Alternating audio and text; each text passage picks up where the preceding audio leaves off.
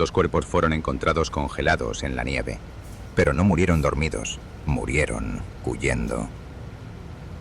Invierno de 1995. 5 estudiantes universitarios de Santiago viajaron a la cordillera chilena para acampar. No eran expertos en montaña, no llevaban equipo profesional, solo mochilas, sacos de dormir y una ilusión ingenua.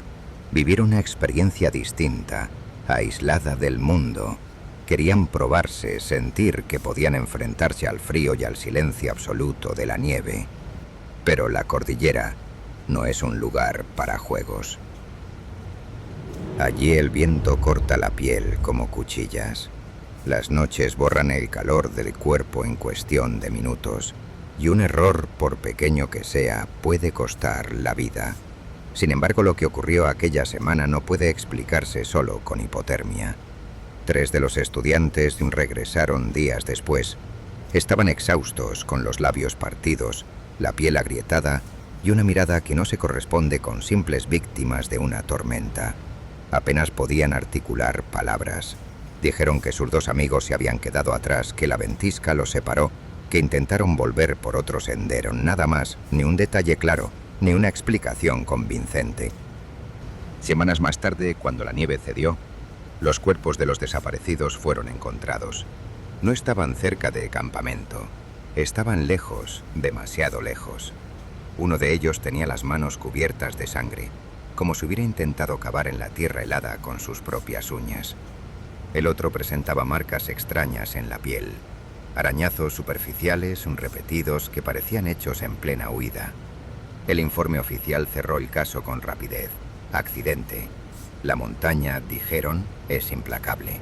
Pero quienes conocieron a los sobrevivientes notaron algo imposible de ocultar.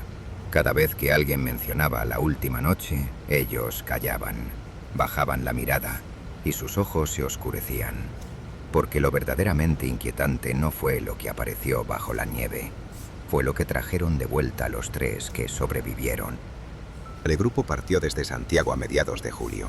Eran 5 estudiantes de distintas facultades que se habían conocido en la universidad. No todos eran amigos íntimos, pero compartían el mismo impulso: alejarse de la ciudad y vivir algo distinto. La idea había nacido en una cafetería semanas atrás. Entre bromas, alguien mencionó acampar en la cordillera. La ocurrencia se transformó pronto en plan. Viajaron en bus hasta un pequeño pueblo andino. Desde allí solo quedaba el camino a pie. Llevaban mochilas pesadas, sacos de dormir, una tienda grande y un hornillo. No eran montañistas y lo sabían, pero esa ingenuidad también los animaba. La arrogancia de sentirse invencibles con 20 años. El sendero estaba cubierto de nieve. El viento arrastraba ráfagas que borraban sus huellas en cuestión de minutos. Cada paso era un esfuerzo, y cada respiro una bocanada de aire helado que ardía en los pulmones. Uno de ellos llevaba un cuaderno en el que escribía frases sueltas, como si quisiera registrar cada detalle. Otro cargaba una cámara barata, convencido de que más adelante presumiría las fotos como trofeo. Al caer la tarde levantaron el primer campamento, cerca de unas rocas que los protegían a medias del viento. Montaron la tienda a la carrera, torpes con los dedos entumecidos. Encendieron el hornillo y compartieron sopa instantánea. Entre risas y comentarios intentaron ignorar la sensación de frío que ya se había pegado a sus huesos. Pero no todos reían. No de los chicos. Según contarían después, se levantaba una y otra vez para observar hacia la línea del bosque. Decía escuchar pasos. Sus amigos lo callaban. «Es el viento», insistían. Y quizá lo era. La montaña tiene sonidos propios. El crujido del hielo, el silbido de las corrientes, ruidos que parecen voces o pisadas. Esa primera noche, mientras intentaban dormir, la nieve golpeaba la lona de la tienda con insistencia. Era como si algo se moviera alrededor. Nadie quiso comentarlo. Nadie quería ser el primero en admitir que sentía miedo. Se dieron la vuelta, cerraron los ojos y fingieron dormir. Pero esa sensación quedó grabada en todos. La certeza de que no estaban tan solos como creían. La segunda jornada comenzó con un silencio engañoso. Al amanecer, el cielo estaba despejado y el viento apenas soplaba. Los 5 recogieron el campamento y avanzaron cuesta arriba, convencidos de que lo peor había pasado. El sol se reflejaba en la nieve como un espejo blanco, cegador, y los obligaba a entrecerrar los ojos. Al mediodía, sin previo aviso, la cordillera cambió de humor. Las nubes aparecieron desde el oeste como una muralla oscura que descendía rápido.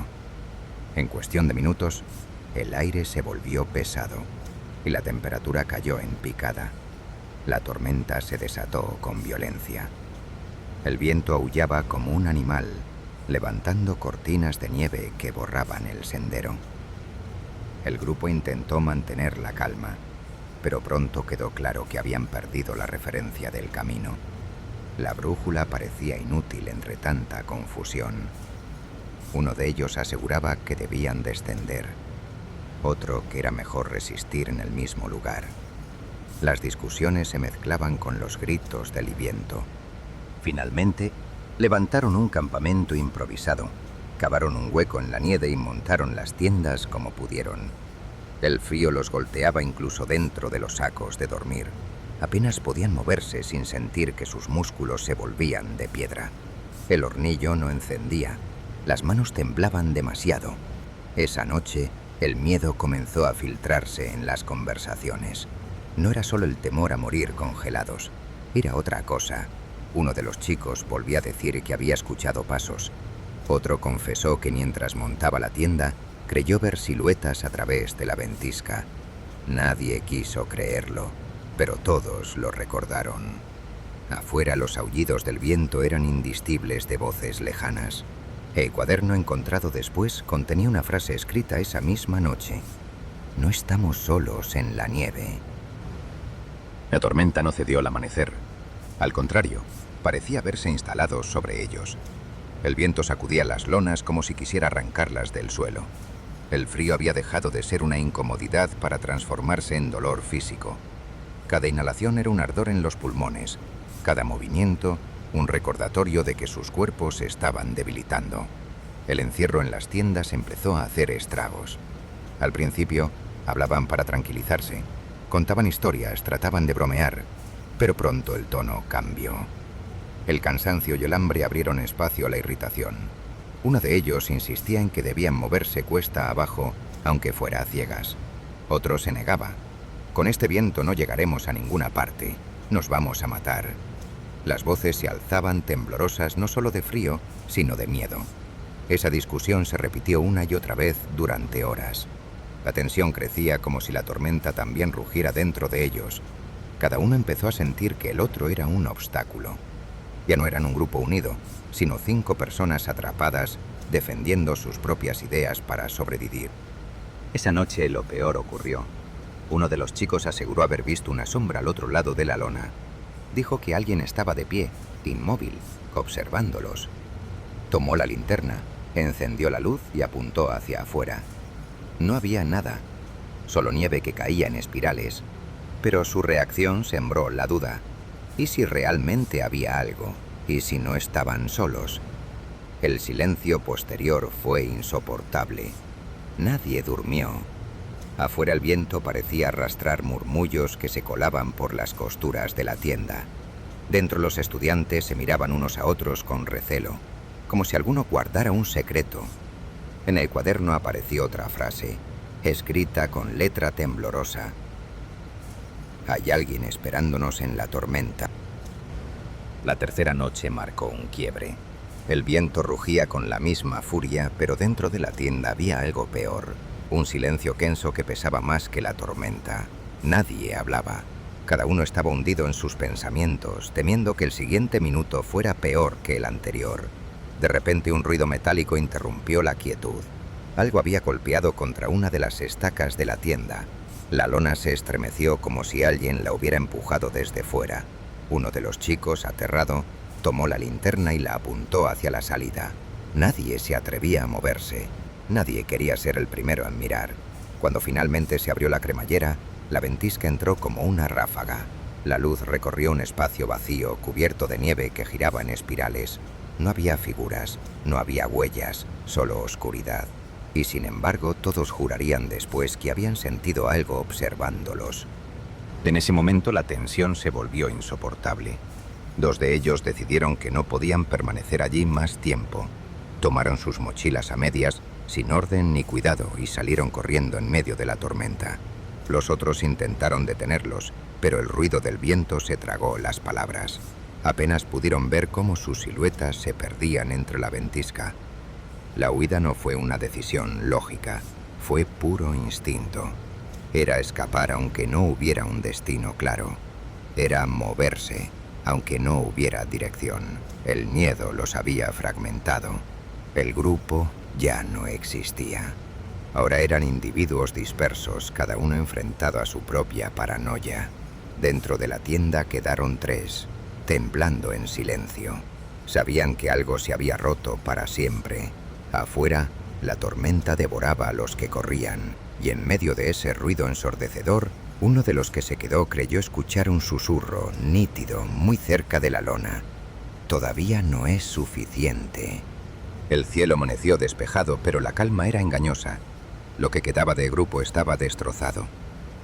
Los 3 que se habían quedado en el campamento recogieron sus cosas como pudieron y comenzaron a descender. Apenas hablaban. No mencionaron a los 2 que habían huido, no se atrevieron. Semanas más tarde, cuando el hielo cedió en los pasos altos de la cordillera, un grupo de rescatistas encontró los cuerpos. Estaban lejos del campamento, en un claro donde la nieve se había acumulado en capas irregulares. La posición en la que fueron hallados no encajaba con un accidente. Uno yacía boca abajo, con los brazos extendidos, como si hubiera intentado arrastrarse.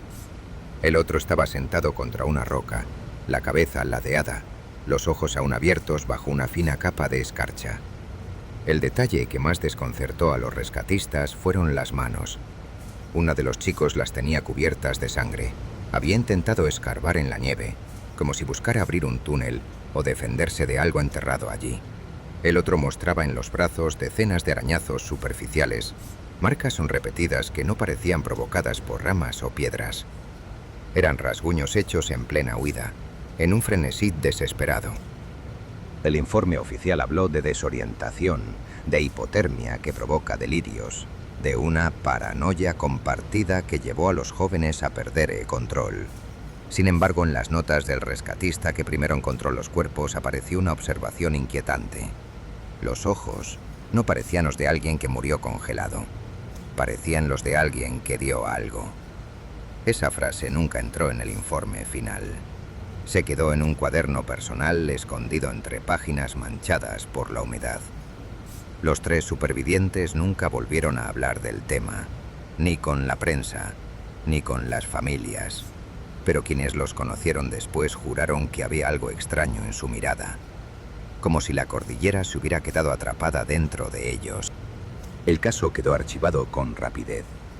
En los documentos oficiales se repetía siempre la misma explicación: accidente por hipotermia.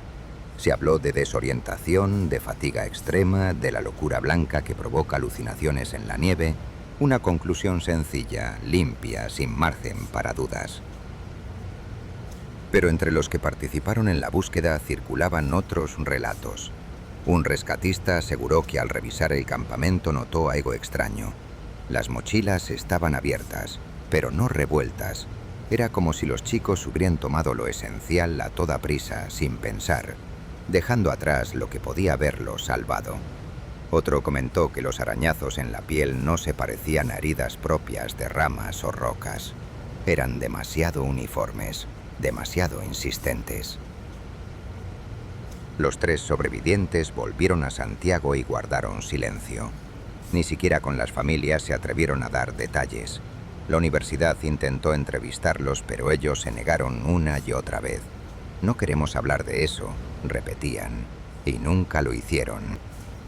Años más tarde, un profesor que había sido cercano a ellos comentó algo revelador. Dijo que lo que más le inquietaba no fue su mutismo, sino la forma en que lo miraban. No había rastro de culpa ni de dolor, sino una especie de vacío, como si una parte de ellos hubiera quedado atrapada en la montaña, como si hubieran regresado incompletos. El cuaderno encontrado en el campamento se conserva en manos privadas. Muchas de sus páginas están dañadas por la humedad, ilegibles, pero hay una última frase escrita con letras torpes y heladas.